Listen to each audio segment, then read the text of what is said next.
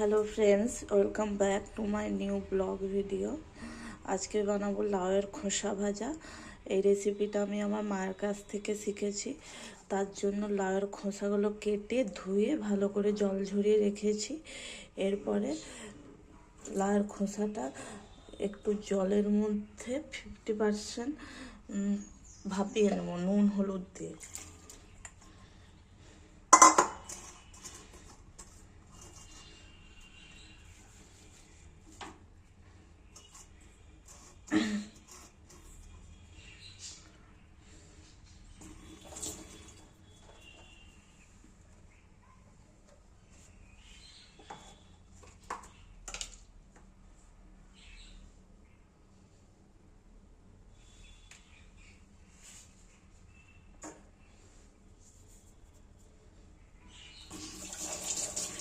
এটা নুন হলুদ দিয়ে ভাপানো হয়ে যাওয়ার পর জলটা ঝরাতে দেবো, আরও 50% ভাপানো হোক।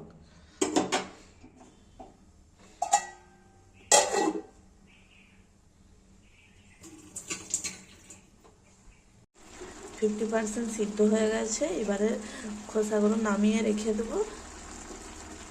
কড়াই তেল দিয়ে দিয়েছি গরম হতে।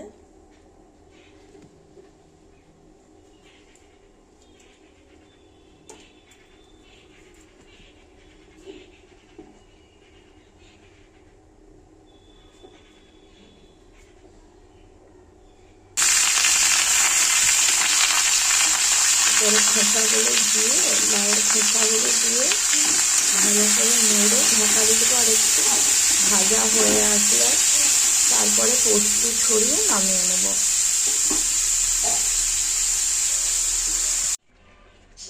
লাউয়ের খোসা ভাজা রেডি। নামানোর আগে পোস্ত ছড়িয়ে আর একটু ভেজে নামিয়েছি। যদি রেসিপিটা ভালো লাগে লাইক কমেন্ট শেয়ার। আর এই রেসিপিটা গরম ভাতে দারুণ লাগে, খেয়ে একবার দেখবেন।